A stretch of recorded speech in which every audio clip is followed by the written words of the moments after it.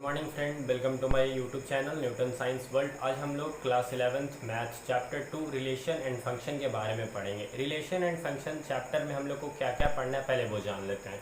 Relation and function में हम लोग को ordered pair, Cartesian product, relation and function, यही 3 4 5 चीज़ के बारे में पढ़ना है। ठीक है, तो आज हम लोग स्टार्ट कर रहे हैं रिलेशन एंड फंक्शन क्या होता है। ठीक है, तो रिलेशन एंड फंक्शन जानने से पहले कुछ बेसिक्स चीज़ जानना पड़ेगा, जैसे ऑर्डर्ड पेयर, कार्टेशियन प्रोडक्ट, तब हम लोग को रिलेशन समझ में आएगा, उसके बाद फंक्शन समझ में आएगा। तो हम लोग ऑर्डर्ड पेयर समझते हैं। ठीक है, ऑर्डर्ड पेयर क्या होता है? ऑर्डर्ड पेयर ऐसे समझते हैं, उसमें किसी दो एलिमेंट सेट हम लोग पढ़ गया है, तो कोई दो एलिमेंट या कोई दो ऑब्जेक्ट किसी एक पेयर में, एक फिक्स्ड पेयर में अगर अरेंज किए हो, उसको हम लोग क्या बोलते हैं? Ordered pair. देखिए और अच्छे से समझाते हैं। मान चलता है कि कोई ए एलिमेंट है किसी सेट ए से, और कोई बी एलिमेंट है किसी सेट बी से। कोई ए एलिमेंट है किसी सेट ए से और कोई बी एलिमेंट है किसी सेट बी से, तब उसको अगर ए डैश बी करके लिखते हैं तो उसको हम लोग क्या बोलते हैं? Ordered pair. हम लोग ऐसे समझते हैं। मान चलते कोई ए सेट है, ठीक है, और कोई बी सेट है। तो जो ए और बी सेट है, ठीक है, उसमें से ए और बी ये जो पेयर निकाले, इसी को हम लोग बस बोलते हैं ऑर्डर्ड पेयर। इसको क्या बोलते हैं? Ordered pair. और जो ए है वो बिलोंग्स करेगा सेट ए को, और जो बी है वो किसको बिलोंग करेगा? सेट बी को। ऑर्डर्ड पेयर मतलब किसी एक फिक्स्ड ऑर्डर में, जैसे हम लोग को डेली एग्जाम्पल से भी लेते हैं, हम लोग बहुत कम एक फिक्स्ड ऑर्डर में करते हैं। जैसे देखिए हम बहुत बेस्ट एग्जाम्पल समझाते हैं, जैसे कि आप लोग कैसे शू पहनते हो? पहले शू पहनते हो या पहले सॉक्स पहनते हो? हम लोग कैसे नॉर्मली पहनते हैं? पहले सॉक्स पहनते हैं, उसके बाद शू पहनते हैं। वैसे ही एक ऑर्डर्ड पेयर एग्जांपल, ये बस डेली लाइफ से एग्जांपल है। ऑर्डर्ड पेयर क्या है? ऑर्डर्ड पेयर कुछ नहीं, बस किसी एक सेट और दो सेट में से जो एक दोनों का एलिमेंट निकाल के किसी एक फिक्स्ड पेयर में रख देते हैं, उसी को हम लोग क्या बोलते हैं? Ordered pair. जो ये एलिमेंट है वो किसको बिलोंग करेगा? सेट ए को, और जो बी एलिमेंट है वो किसको बिलोंग करेगा? सेट बी को। ठीक है, अब हम लोग पढ़ते हैं इक्वलिटी ऑफ ऑर्डर्ड पेयर। ठीक है,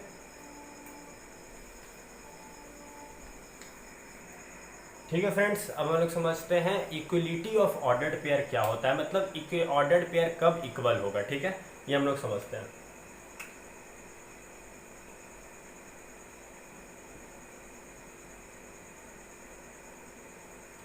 इक्वलिटी ऑफ ऑर्डर्ड पेयर ऐसे समझते हैं, जब कोई एक एलिमेंट किसी दूसरे कोरस्पॉन्डिंग एलिमेंट के अगर इक्वल हो जाएगा, तब ऑर्डर्ड पेयर क्या होगा? इक्वल होगा। कहने का मतलब कि जब a1 a2 के बराबर हो जाएगा और b1 b2 के बराबर हो जाएगा, तब ये ऑर्डर्ड पेयर क्या हो जाएगा? आपस में इक्वल हो जाएगा। यही कहता है हमारा इक्वलिटी ऑफ ऑर्डर्ड पेयर। देखिए हम इसको एग्जाम्पल से समझते हैं।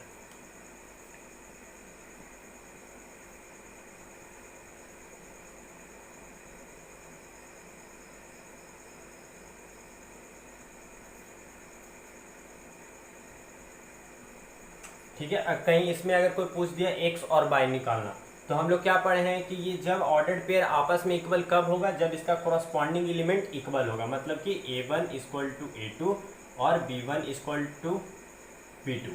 ठीक है, और इसमें एक्स वाई निकालने बोला है, तो इसका सॉल्यूशन क्या हो जाएगा? इसको अच्छे से देखते हैं। ठीक है, X equal to 3 and Y equal to 10। यही काम है इक्वलिटी ऑफ ऑर्डर्ड पेयर का, और इसमें ऐसे क्वेश्चन आता है। ठीक है, equality of ordered pair clear हो गया। a1 b1 equal to a2 b2 आपस में ऑर्डर्ड पेयर, दो ऑर्डर्ड पेयर कब इक्वल होता है? जब उसका कोरस्पॉन्डिंग एलिमेंट इक्वल होता है।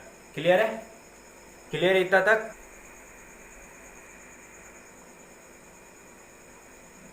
ठीक है, ये एक नेक्स्ट क्वेश्चन है, इसमें हम लोग को a और b फाइंड करना है। ये इक्वलिटी ऑफ ऑर्डर्ड पेयर पे ही सॉल्व हो जाएगा। ठीक है, इसको देखते हैं। इसमें भी दो है, इसमें भी दो है। इसमें हम लोग को एक क्वेश्चन क्या है कि ये ऑर्डर्ड पेयर है, और इसमें से हम लोग को a और b निकालना है। Find a and b। ठीक है, देखते हैं हम लोग क्या पढ़े। a1 a2 equal to b1 b2, मतलब क्रॉसपॉन्डिंग एलिमेंट इक्वल होगा तभी ऑर्डर्ड पेयर आपस में इक्वल होगा। ठीक है,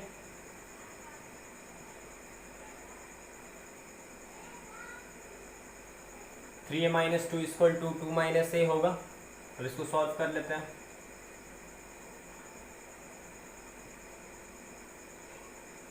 a इक्वल टू 1 आ गया समझ में, a निकल गया।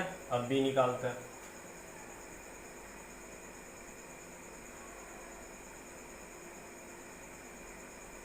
देखिए b इक्वल टू 0 आ गया। अभी ये एलिमेंट अभी ये ऑर्डर्ड पेयर इक्वल है तो हम क्या बताए हैं कि ये एलिमेंट इसके इक्वल होगा और ये एलिमेंट इसके इक्वल होगा, तभी ये ऑर्डर्ड पेयर आपस में इक्वल है। तो दोनों को इक्वेट करके हम लोग ए और बी का वैल्यू फाइंड कर लिए। ठीक है, क्लियर है? क्वेश्चन आ रहा है समझ, क्या है क्या नहीं है? ठीक है, आगे देखते हैं।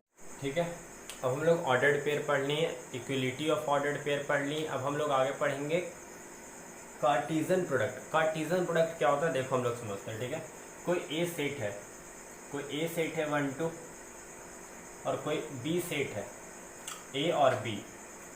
अगर इसका कार्टीजन प्रोडक्ट निकालने बोले तो कैसे निकालेंगे वो समझते हैं। ठीक है, पहले हम लोग कार्टीजन प्रोडक्ट का डेफिनेशन समझते हैं। The Cartesian product of two set A B is the set of all possible ordered pair of A B. समझ में आया? देखो समझाते हैं, एग्जाम्पल से एकदम क्लियर हो जाएगा। क्रॉस कार्टीजन प्रोडक्ट क्या होता है? A cross B. A cross B को हम लोग क्या बोलते हैं? Cartesian product. मतलब ए क्रॉस बी को क्या बोलेंगे? Cartesian product. कार्टीजन प्रोडक्ट में क्या होगा? ये और ये एलिमेंट और ये एलिमेंट, सेट ए के एलिमेंट और सेट बी के एलिमेंट में जितने भी पॉसिबल ऑर्डर्ड पेयर हो सकते हैं उस सब किस में आ जाएंगे? ए क्रॉस बी में, मतलब कार्टीजन प्रोडक्ट में। ए क्रॉस बी को ही हम लोग क्या बोलते हैं? सिंपल भाषा में अगर समझना है तो ये क्या है? कार्टीजन प्रोडक्ट क्या है कि ए क्रॉस बी क्या होता है? कार्टीजन प्रोडक्ट होता है। अब हम लोग ए क्रॉस बी निकालेंगे कैसे, ये सीखते हैं। ठीक है, तो पहले 1 से किस में? यहाँ पे 1 ए, फिर 1 बी, फिर 2 ए 2 बी। ऐसे निकलता है कार्टीजन प्रोडक्ट। हम लोग ए क्रॉस बी निकाल लें। अगर कोई पूछ रहा है बी क्रॉस ए, कोई पूछ रहा है बी क्रॉस ए, तो बी क्रॉस ए कैसे निकलेगा? अब फर्स्ट यहाँ पे है तो ए 1 ए 2 बी 1 बी 2, ऐसे निकलता है Cartesian product. Cartesian product of two sets के बारे में हम लोग पढ़ चुके हैं। आ गया समझ में कार्टीजन प्रोडक्ट कैसे निकलता है? ए क्रॉस बी कैसे निकलता है? पहले जो फर्स्ट एलिमेंट है उसको दोनों से और फिर जो सेकेंड एलिमेंट है उसको दोनों से। ठीक है, क्लियर है? अगर कोई इसमें पूछे कि नंबर ऑफ एलिमेंट इसमें कितना होगा, मतलब कार्टीजन प्रोडक्ट में नंबर ऑफ एलिमेंट कितना होगा, तो मान लेते हैं कि जो सेट ए में नंबर ऑफ एलिमेंट है वो है पी, और जो number of element set B में है वो मान लेते हैं कि क्यू है। ठीक है, number of element set A में मान लेते हैं कि पी है और number of element set B में मान लेते हैं कि क्यू है। तो अगर कोई पूछ रहा है number of element A cross B तो क्या होगा? वो हो जाएगा पी क्यू। क्या हो जाएगा? P Q. देखो इसके एग्जाम्पल से एक समझते हैं। मान लीजिए कि सेट ए में कितना एलिमेंट है? 2। सेट बी में कितना है? 2। तो ए क्रॉस बी में कितना होगा? 2 क्रॉस 2 4। इसमें 4 एलिमेंट है, आओ चेक करते हैं। 1 2 3 4 है, मतलब ये सही है। कार्टीजन प्रोडक्ट आ गया समझ में? कार्टीजन प्रोडक्ट कुछ नहीं, बस ए क्रॉस बी है। और ए क्रॉस बी कैसे करते हैं? तो फर्स्ट एलिमेंट को उसके फर्स्ट से और सेकंड से, फिर सेकंड एलिमेंट को उसके फर्स्ट और सेकंड से। क्लियर है? अगर कोई इसमें पूछे कि number of element A cross B में कितना आएगा, तो जितना एलिमेंट इसमें रहेगा जितना एलिमेंट इसमें रहेगा दोनों का मल्टीप्लाई कर देंगे तो किस में आ जाएगा? ए क्रॉस बी में। क्लियर है? ठीक है, अब आगे। ठीक है, ए क्रॉस बी और बी क्रॉस ए निकालने हम लोगों को आ गया।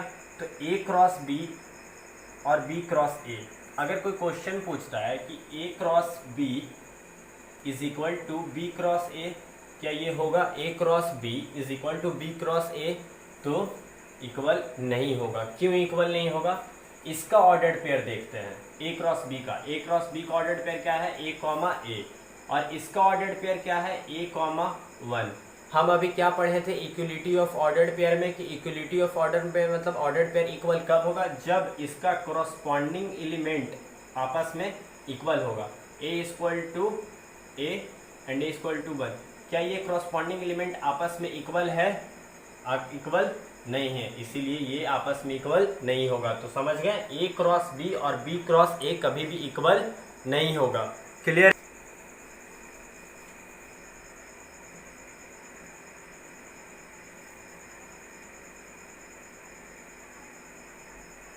ठीक है, देखो एक क्वेश्चन है एक सेट है जिसमें 1 2 3 एलिमेंट है, और एक सेट बी है जिसमें 3 4 एलिमेंट है, और एक सेट सी है जिसमें 4 5 6 एलिमेंट है, जिसमें पूछ रहा है find A cross B intersection C, और एक में पूछ रहा है A cross B intersection A cross C.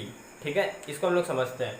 Intersection set में पढ़ चुके हैं। इंटरसेक्शन अगर नहीं पता तो हम बताते हैं। इंटरसेक्शन मतलब अगर कोई दो सेट है और उसमें जो नंबर कॉमन है उसको इंटरसेक्शन में ले लेते हैं।